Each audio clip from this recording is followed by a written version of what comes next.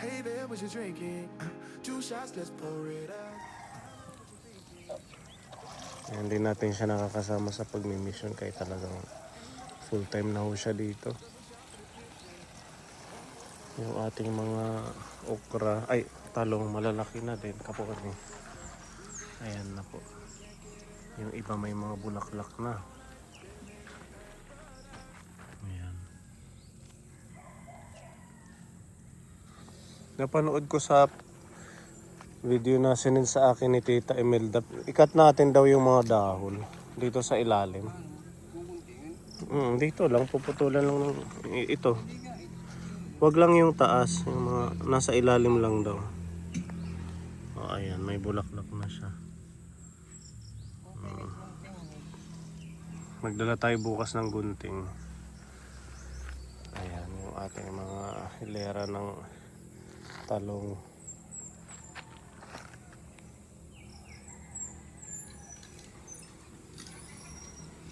Yung ating sigarilyas. Ayan, wala pang ay. Malapit na rin magbulaklak.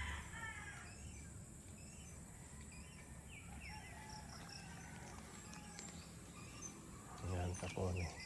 Sunod-sunod na ho yan. Ating pag-harvest. Ito na lang napakasipag ni Kuya Gabo na ma-manage niyang taniman lahat. Yung mga area na wala pa. Ito pwede na ito ano. Yung mga yan.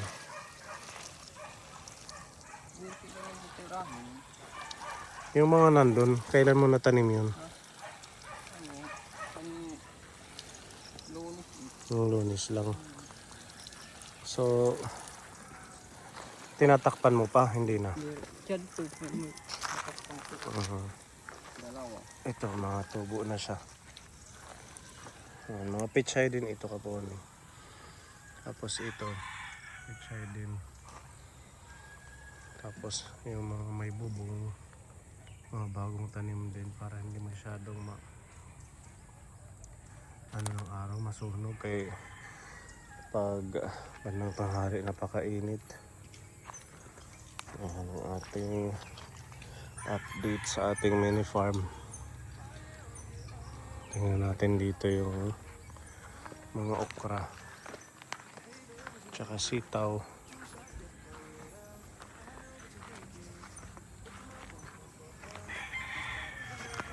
Ayan, tumubo na din ang mga okra. Itatransplant niya daw ho yan kasi hindi niya akalain na or hindi niya in-expect na tutubo. Basta niya lang tinanim dyan kaya bawat plat na ganyan meron nakatanim na tatlo. So ihiwa-hiwalay na lang niya. Ayan, kagaya na ito marami.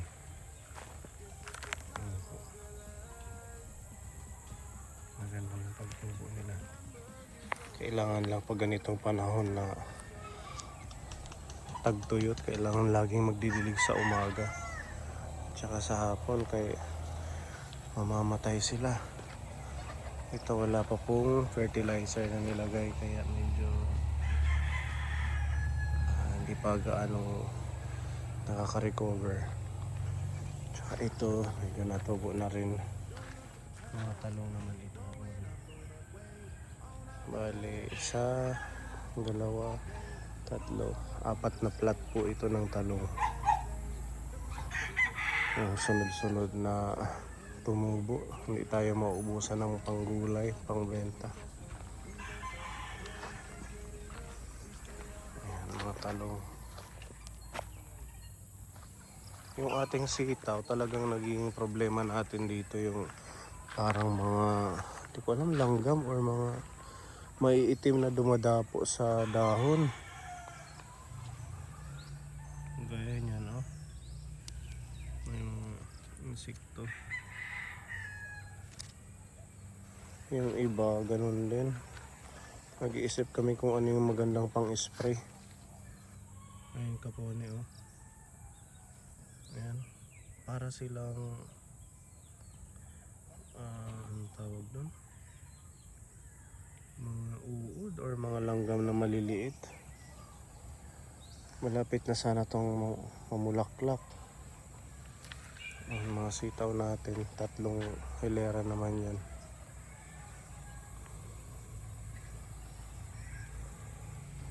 Pa-comment kung may alam kayong pang-spray na hindi nakakasira ng tanim. Para ma-sprayan natin ito. Ayan o. Mga umiitim sila. Tapos binabalot nila yung mga tangkay. Ang ating sitaw. Tapos yung ating mga pinya, may mga bunga na din. Hanggang doon. Nagtanim tayo dito ng guyabano. Tsaka malunggay. Ayan, medyo tumubo na yung ating guyabano. Ito naman yung malunggay. Wala pa. Ayan, nilagay din tayo dito sampalaya. Magpapaging na lang ho yan dito pag lumaki. Ito malunggay po ito eh. Kaso wala pa. Wala pang usbong. Tapos ito naman patula. Ito rin may patula dito. Yan yung manikuya ko. Para hindi na tayo gagawa ng bagingan dyan na sila didiretso. Ang dami nga ng linis dito. Dati masukal ito kapone. Maraming damo. Ayan, okay na. Ang ating mini farm. Malapit na. May tayo yung ating kubo. Meron tayong haligi na binili. Ayan po, 4 yan. Gagawa tayo dito ng pinaka bahay, pahingahan. Sabi ni Kuya Gabo dito na siya magstay para mapukusan yung pagtatanim. Kaso sobrang busy natin sa mission kaya hindi ko talaga araw-araw mapuntahan dito.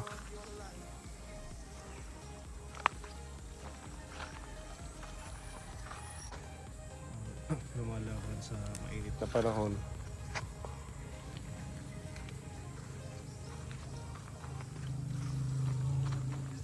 Buti hindi na napunta yung mga aso. Ha? Wala na.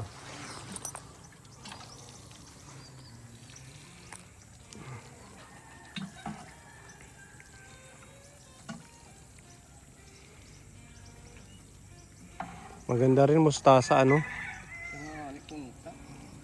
Ito mga natitira dito, mga pechay ito. Tatanim mo pa? Oo, doon sa dulo. Malawak pa.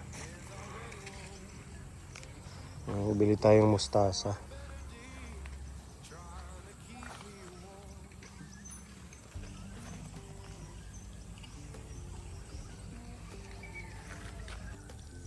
Dito ka na natulog? Ano man, okay.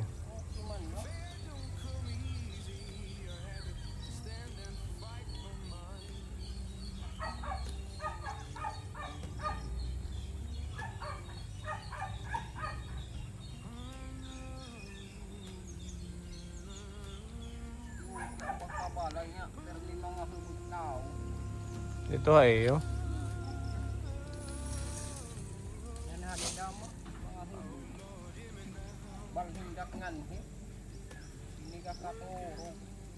Magngira sa iyo ano?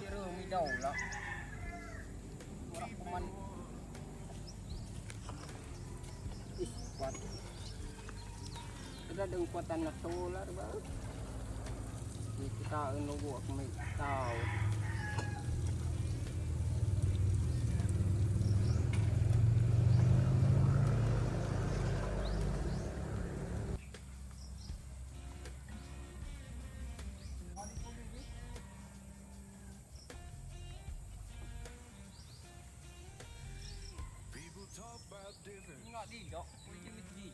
Ha?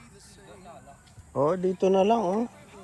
Para haranin Malapit lang sa bahay pag mag-harvest. Diyan na lang. yung sinala. Mm. Tinuukaran man di balit yung kaplat. Ang daming bulaklak nitong kalamansi. Ha? Oo. Dito na lang. Malapit pa pag magdidilig. Di ba sinunugan natin dyan ang mga dahon? Eh okay yung lupa dyan.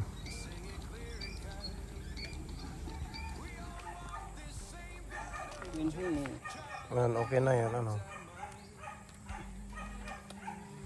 Wow, ang ganda. Fresh na fresh ang ating mga gulay. Iba malanganin yung era. Yung nagtarag ko. Sa palengke, 4 na peraso yata. 25 peso, no?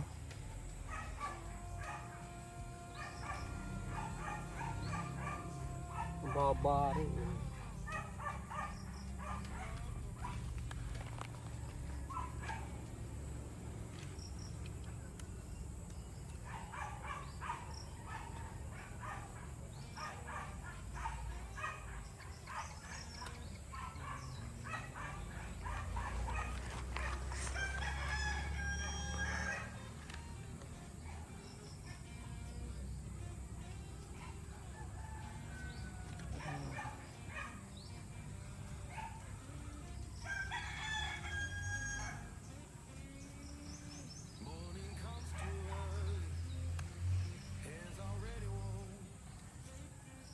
Working for a better day, trying to keep me warm.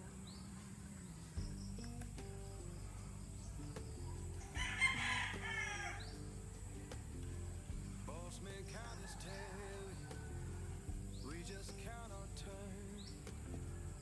Fair don't come easy, I had to stand and fight for mine.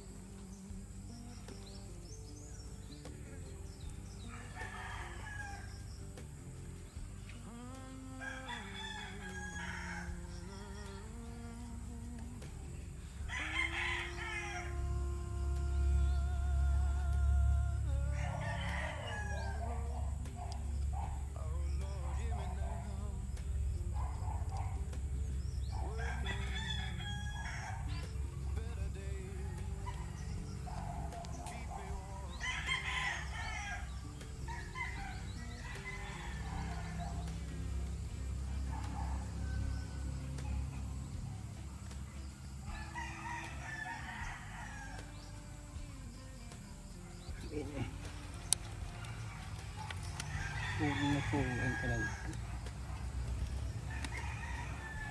Siguro yung ibang magiging ganyan din kalalaki, ano?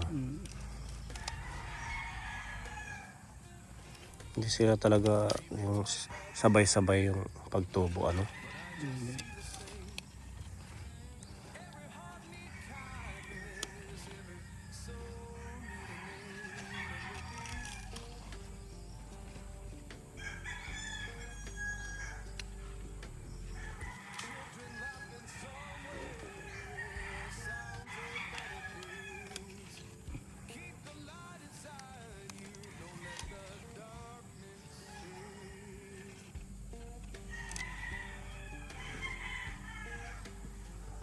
Mga tagluha lang ang dahon. Era. Hmm? Tagluha lang ang dahon. Yung iba, no?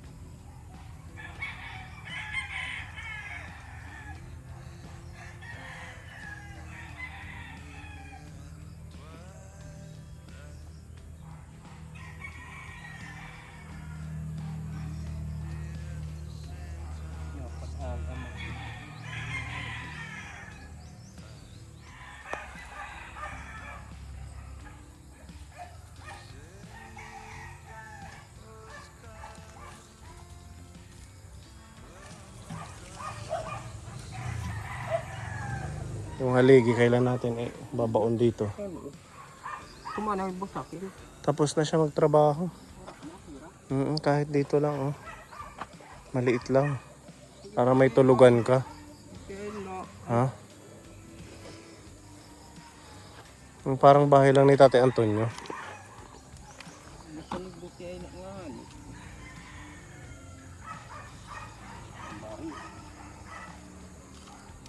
Sabihin ko si Kuya Akil para matulungan tayo sa pag ng haligi. Mag-start gumawa ng kubo. Buti nga bulig. Nabulig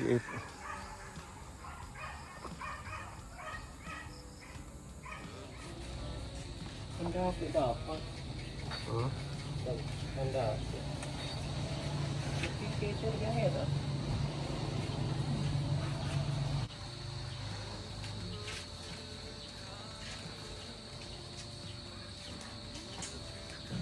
Harvest na. Ayan. Hindi namin tinali muna kasi sobrang crunchy, sobrang lutong na babali. Fresh. Bukas na lang natin itatali. Oo. Oh, Kuya Gabo, may ano pa dito, juice?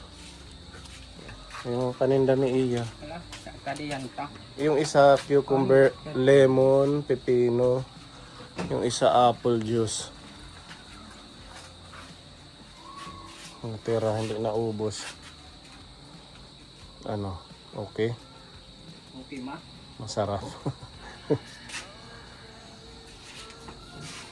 Madami yan. Magdala ka. Palamig. Meron pinapabigay sa'yo na blessing si Tita M, 500. Si Tita Mayang, 500. At saka si Tita Easy. Yan, bali. Bigay yan sa'yo pagmamahal. Tita Im, Tita Mayang. Tita Mayang. Thank you. Kaya update na lang kita dito bukas ha. Sana maubos. Para makapag-harvest ulit tayo. Makapagbenta. O sige ha. Inom pa, marami ha.